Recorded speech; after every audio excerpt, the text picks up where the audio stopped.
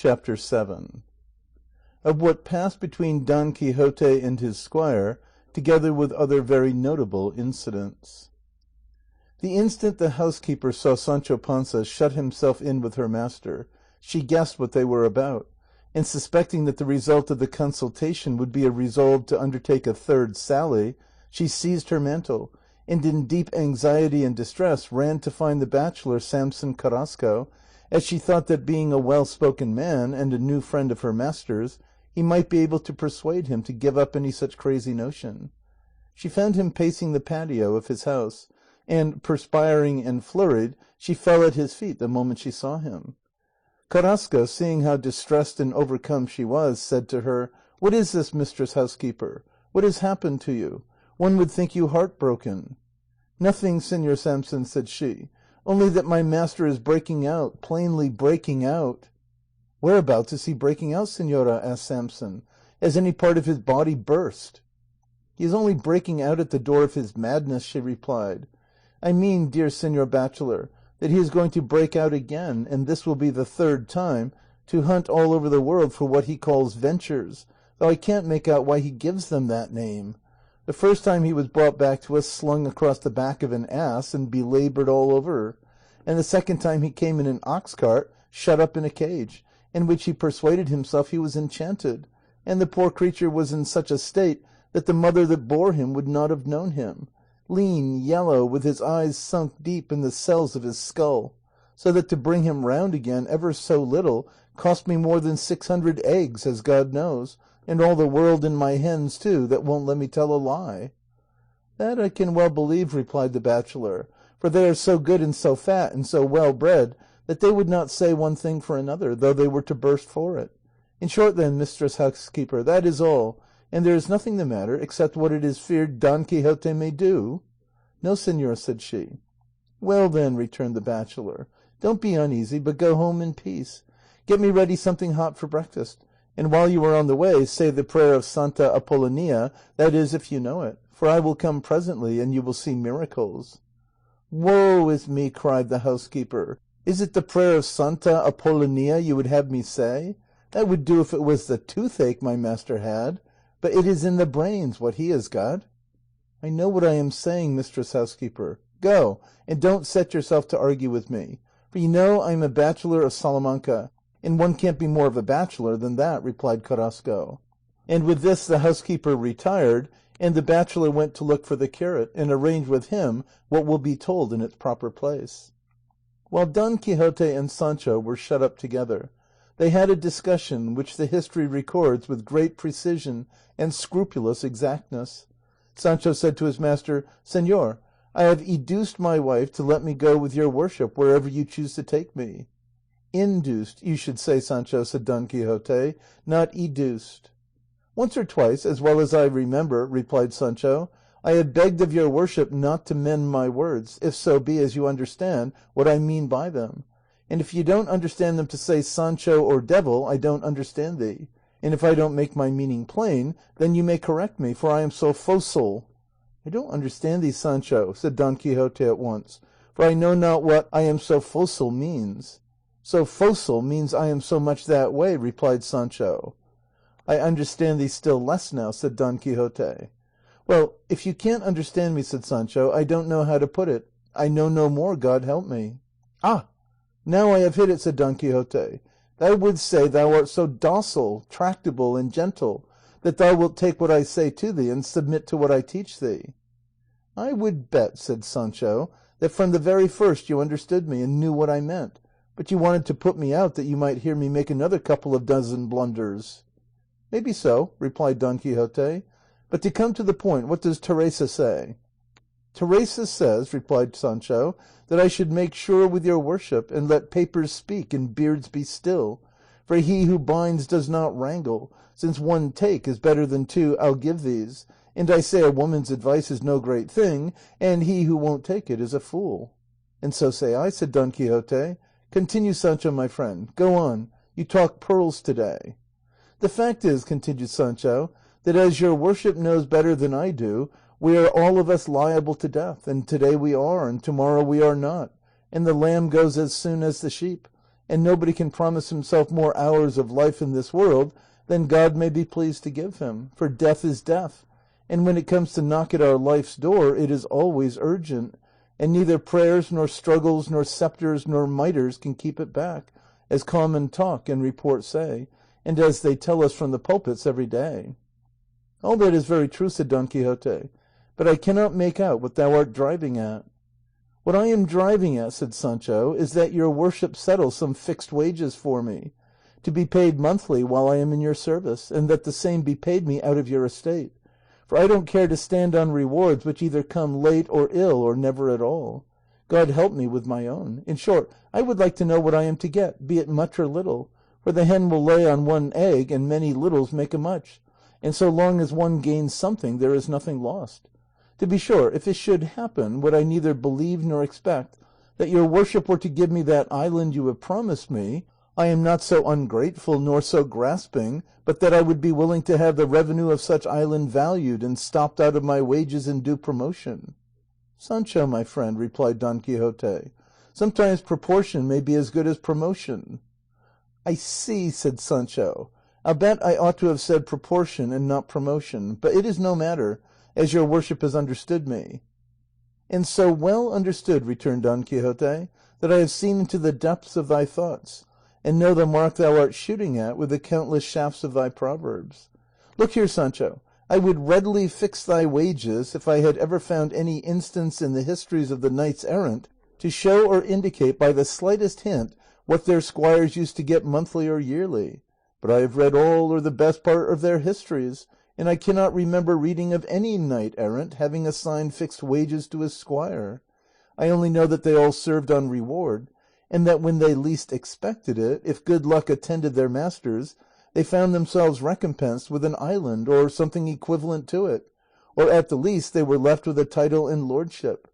If with these hopes and additional inducements you, Sancho, please to return to my service, well and good, but to suppose that I am going to disturb or unhinge the ancient usage of knight errantry is all nonsense. And so, my Sancho, get you back to your house and explain my intentions to your Teresa, and if she likes and you like to be on reward with me, bene quidem; if not, we remain friends, for if the pigeon house does not lack food, it will not lack pigeons, and bear in mind, my son, that a good hope is better than a bad holding, and a good grievance better than a bad compensation.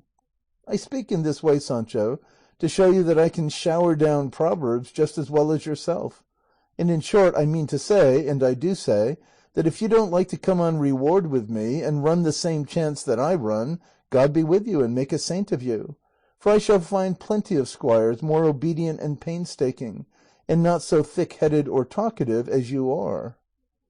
When Sancho heard his master's firm, resolute language, a cloud came over the sky with him, and the wings of his heart drooped, for he had made sure that his master would not go without him for all the wealth of the world. And as he stood there dumbfoundered and moody, Samson Carrasco came in with the housekeeper and niece, who were anxious to hear by what arguments he was about to dissuade their master from going to seek adventures. The arch wag Samson came forward, and embracing him as he had done before, said with a loud voice, "O flower of knight errantry! O shining light of arms! O honour and mirror of the Spanish nation! May God Almighty in his infinite power grant that any person or persons who would impede or hinder thy third sally may find no way out of the labyrinth of their schemes, nor ever accomplish what they most desire."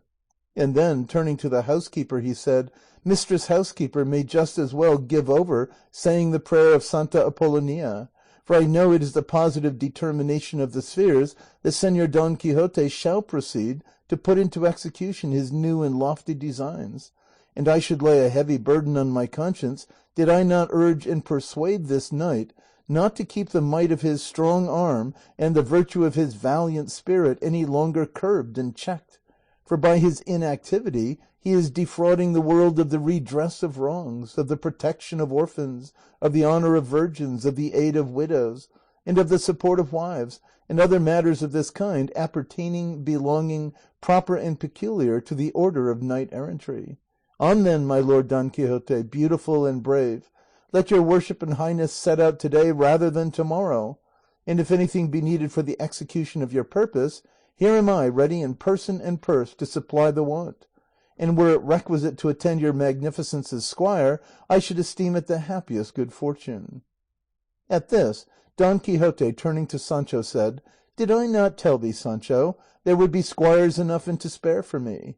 See now who offers to become one, no less than the illustrious bachelor Samson Carrasco, the perpetual joy and delight of the courts of the Salamancan schools, sound in body, discreet, patient under heat or cold, hunger or thirst, with all the qualifications requisite to make a knight-errant squire. But heaven forbid that to gratify my own inclination I should shake or shatter this pillar of letters and vessel of the sciences, and cut down this towering palm of the fair and liberal arts. Let this new Samson remain in his own country, and, bringing honour to it, bring honour at the same time on the grey heads of his venerable parents, for I will be content with any squire that comes to hand, as Sancho does not deign to accompany me." "I do deign," said Sancho, deeply moved and with tears in his eyes. "It shall not be said of me, master mine," he continued, "the bread eaten and the company dispersed. Nay, I come of no ungrateful stock, for all the world knows, but particularly my own town, who the Panzas from whom I am descended were, and what is more, I know and have learned by many good words and deeds your worship's desire to show me favour. And if I have been bargaining more or less about my wages, it was only to please my wife, who, when she sets herself to press a point, no hammer drives the hoops of a cask as she drives one to do what she wants. But, after all, a man must be a man, and a woman, and as I am a man anyhow, which I can't deny, I will be one in my own house too, let who will take it amiss. And so there's nothing more to do but for your worship to make your will with its codicil in such a way that it can't be provoked, and let us set out at once to save Señor Samson's soul from suffering, as he says his conscience obliges him to persuade your worship to sally out upon the world a third time. So I offer again to serve your worship faithfully and loyally, as well and better than all the squires that served knights errant in times past or present." The bachelor was filled with amazement when he heard Sancho's phraseology and style of talk, for though he had read the first part of his master's history, he never thought that he could be so droll as he was there described. But now, hearing him talk of a will and codicil that could not be provoked, instead of will and codicil that could not be revoked, he believed all he had read of him, and set him down as one of the greatest simpletons of modern times. And he said to himself that two such lunatics as master and man the world had never seen. In fine, Don Quixote and Sancho embraced one another and made friends, and by the advice and with the approval of the great Carrasco, who was now their oracle, it was arranged that their departure should take place 3 days thence, by which time they could have all that was requisite for the journey ready, and procure a closed helmet, which Don Quixote said he must by all means take. Samson offered him one, as he knew a friend of his, who had it, would not refuse it to him, though it was more dingy with rust and mildew than bright and clean like burnished steel. The curses which both housekeeper and niece poured out on the bachelor were past counting. They tore their hair, they clawed their faces, and in the style of the hired mourners that were once in fashion, they raised a lamentation over the departure of their master and uncle, as if it had been his death. Samson's intention in persuading him to sally forth once more was to do what the history relates farther on, all by the advice of the curate and barber with whom he had previously discussed the subject. Finally, then, during those 3 days, Don Quixote and Sancho provided themselves with what they considered necessary, and Sancho having pacified his wife, and Don Quixote his niece and housekeeper, at nightfall, unseen by any one except the bachelor, who thought fit to accompany them half a league out of the village, they set out for El Toboso, Don Quixote on his good Rocinante, and Sancho on his old Dapple, his alforjas furnished with certain matters in the way of victuals, and his purse with money that Don Quixote gave him to meet emergencies. Samson embraced him, and entreated him to let him hear of his good or evil fortunes, so that he might rejoice over the former or condole with him over the latter, as the laws of friendship required. Don Quixote promised him he would do so, and Samson returned to the village, and the other two took the road for the great city of El Toboso.